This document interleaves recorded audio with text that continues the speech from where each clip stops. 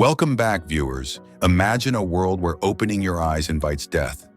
A supernatural being makes a person lose their mental balance, come under its control, and kill themselves cruelly. In this setting, a mother goes out with her kids, blindfolded, searching for a safe place. The story starts with a woman named Mallory, who is telling her very scared kids inside a house that we're going on a long and dangerous trip. But remember, no matter what happens, you both must not remove your blindfolds. If you hear any sound from water or forest, tell me first, but never take off your blindfold or you'll be killed. Mallory hasn't named her kids yet. She just calls them boy and girl. Before leaving, she puts 3 birds in a box and takes them along. These birds sense the danger they fear first. Then she leads the kids out of the house and heads toward the river. Her eyes are blindfolded, but with a rope and thread, guessing they reach a boat. Mallory takes out the boat and puts both kids in it. This dangerous river journey begins. But what are these people so afraid of? Where are they going? To understand the story takes us back 5 years. Everything is normal. Then Mallory is painting in her room pregnant. Her sister Jessica arrives and says strange news is on TV. Mallory watches and learns people in Russia are killing themselves by the thousands. No one knows if it's a virus or something else. Just by seeing something, suddenly people lose their minds and kill themselves. This thing is spreading slowly worldwide. Mallory ignores the news and goes with Jessica to the hospital for a pregnancy checkup. There, the doctor says the baby is fine and she'll be a mother soon, but Mallory isn't very happy. Her face shows she isn't ready for this baby. On the way back, Mallory sees a terrifying sight. A girl is smashing her head against glass repeatedly. Scared, Mallory quickly gets into Jessica's car and says, "Let's go fast, that dangerous Russian thing has reached here." They rush home, and meanwhile, the situation around them worsens suddenly. Many accidents happen on the road, and people are in a panic. Seeing this, they're terrified. Mallory turns to answer a phone call, and Jessica suddenly sees something strange while driving. She gets infected, and her eyes change oddly. Mallory looks ahead, but nothing is there. Jessica's mental balance fails and she speeds up the car. Mallory tries to stop her, but Jessica doesn't stop. The car crashes into another car. Both survive and get out. But before Mallory can process, Jessica walks in front of a truck and kills herself. Seeing her sister's horrific death, Mallory is terrified. People around are panicking, and Mallory runs with a frightened crowd, but soon she falls. A woman tries to help her, but before lifting Mallory, her eyes see that invisible thing. She oddly falls under someone's control, sits in a burning car, and kills herself. Her husband watches from the house window but can't do anything. Meanwhile, a man named Tom arrives, helps Mallory, and takes her inside a house. Some people are already in that house, but everyone is scared of seeing this. No one has phone service and all are worried. News confirms these invisible things are spreading worldwide. Whoever sees that invisible thing kills themselves. An emergency is declared statewide, ordering everyone to stay inside and keep windows and doors closed.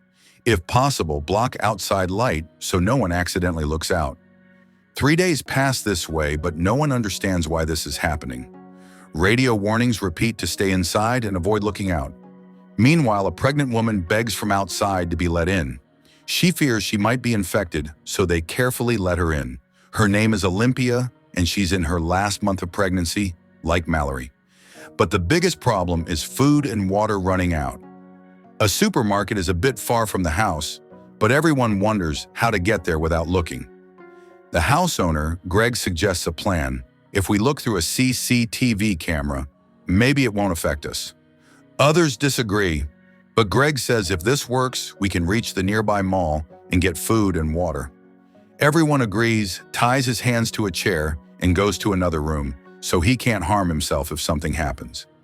He starts looking through the camera, but soon that invisible thing appears in front of it. As he sees it, his actions turn strange, and he goes mad. The others return quickly, but Greg hits his head and kills himself. Seeing this, everyone realizes whether you see this invisible thing on a screen or in person, the result is death. Now the story returns to the present, where Mallory and the kids have been traveling by boat for 14 hours. She gives water to the birds she brought and keeps trying to contact someone on the radio. Suddenly, the birds start screaming, and a scary voice calls Mallory repeatedly. She ignores it and keeps moving forward. A man from the shore calls out, "Remove your blindfold. You're safe here, and I have food." Mallory hides the kids under a blanket and starts shooting blindly with a gun. The man reaches the boat and tries to force Mallory's blindfold off. Mallory attacks him with a weapon to save herself, injures him, and escapes. The story flashes back where they plan to go to the supermarket for food. Tom says we can go by car. By covering the car windows, we can reach the supermarket with GPS. They do this covering the windows and camera. Well, 5 people leave in the car using GPS.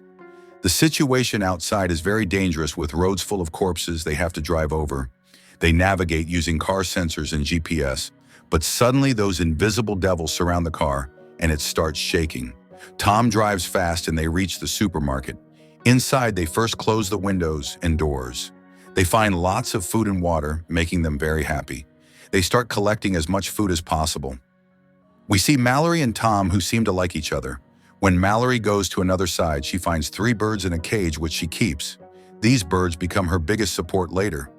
But then an unknown man begs to come inside. His voice shows he's infected. Everyone refuses, but he forces his way in. Charlie pushes the man out to save everyone and sacrifices himself. A question arises: some people kill themselves, seeing these invisible things, while others get infected and attack others. Why does this happen? What's the real secret? We'll find out soon. The remaining 4 return with food. Everyone is sad about Charlie's news. Later that night, 2 people from the house steal the car and flee. When everyone learns, they're shocked. That car could have brought more supplies. The story returns to the present, where Mallory and the kids have traveled for 24 hours and are exhausted. While boating, they hit a truck and boy falls into the river. Mallory quickly grabs him and pulls him back onto the boat, but their blankets and food fall into the river. Now Mallory is worried, as without food they'll starve. Mallory pulls the boat aside and tells the kids, no matter what, stay on the boat. Keep your blindfolds on. She ties a thread from the boat, searches for food and water, and reaches a house in the forest. She finds some items. As she's about to return with the supplies, those invisible devils chase her and call in human voices. Mallory runs and shoots, but it's no use. Hearing the gunfire, girl ties herself with a rope and gets off the boat. Searching for Mallory, she gets close to that devil. Mallory pulls her back and angrily scolds her, saying, "No matter what happens to me, never do this again." The 3 resume their journey to their destination. The story continues, and in a flashback, Mallory and Tom grow closer. There's trust and affection between them, but that night things change. An unknown man, Gary, is brought into the house. Seeing him, everyone is scared, so Gary begs to stay. "Some crazed people entered my house, forced my friends' eyes open, and showed them that devil.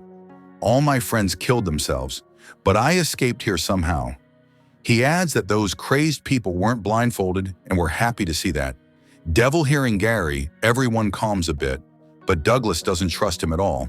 He threatens Gary with a gun in anger and ignores everyone. Cheryl hits Douglas from behind, knocking him out. They lock him in the garage. The next day, Mallory and Olympia both start labor at the same time. But Gary reveals his true face. He places sketches and pictures of the devil on the table. His eyes show he's under that devil's control. Meanwhile, Mallory and Olympia give birth. Olympia has a daughter and Mallory has a son. But downstairs, Gary puts Mallory's birds in the freezer and starts removing newspapers from the windows. Douglas sees this and realizes Gary is one of those crazed people who don't die seeing the devil but kill others. Tom comes down, hears Douglas, and takes the birds out of the freezer. Gary attacks Tom from behind, knocking him out. When Douglas shouts, Gary opens the garage shutter so Douglas closes his eyes and gets trapped. Gary goes upstairs and removes newspapers from other windows. Olympia sees the thing outside gets infected and jumps out the window, killing herself. Gary grabs Cheryl, forces her eyes open, and she gets infected and kills herself. Gary approaches Mallory, but she had covered both kids with a sheet, so she's safe for now. Douglas arrives with a shotgun and tries to shoot Gary with closed eyes. Gary fights him and both fall. Gary kills Douglas with scissors. Tom regains consciousness, grabs the shotgun, and kills Gary.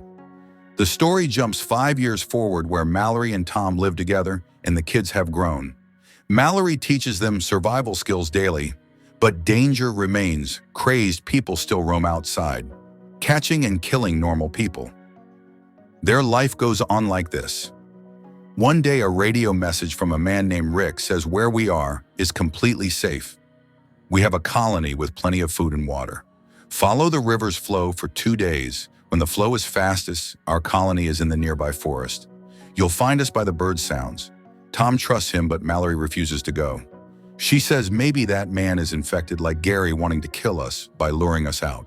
At night, when Tom tells the kids stories, Mallory gets angry, saying, "Don't tell such stories, they'll want to go out." Tom angrily replies that surviving isn't enough. The kids need happiness, a good life, family, and mother. You haven't named them, just calling them boy and girl. Hearing this, Mallory feels hurt and stays quiet, but she knows she's doing everything for their good. Tom explains at night that to stay alive, we must go there. They grow very close, but the next day things worsen. When they go out for supplies, crazed people attack Tom, guides Mallory and the kids out the back, and faces the attackers. They have guns in demand. Tom removes his blindfold. They see Mallory leaving, and Tom shoots, killing 2. He gets injured and can't finish the rest without seeing. He removes his blindfold and cleverly kills 2 more. When he goes to kill the last man, the invisible devil appears, infecting him. But before losing control, he kills the last man and then himself with the gun. Hearing the shots, Mallory knows Tom is dead. She returns home and cries a lot, as Tom was her support in this tough time. She decides to go to Rick's safe place and tells the kids this journey will be hard, but we must go. This is the scene from the story's start. Now Mallory and the kids have traveled for 42 hours. She tells them a flood is coming, making the river's flow very fast, so we must be ready. The river's flow becomes dangerous and they speed downward. They hold the boat tightly, but it flips and all 3 fall into the water. No one removes their blindfold, and luckily they survive. Mallory reaches the shore with the kids and birds. They've passed the toughest part of the journey. Now they must follow the birds' sounds to reach Rick's place not far away. But in the forest, those devils follow again, trying to trick them with strange sounds. Mallory rolls far from the kids and faints. The kids find her, but the devil in Mallory's voice tells them to remove their blindfolds. Mallory wakes at the right moment, shouts and stops them. One by one, the kids reach her. She grabs them and runs, following the birds' sounds.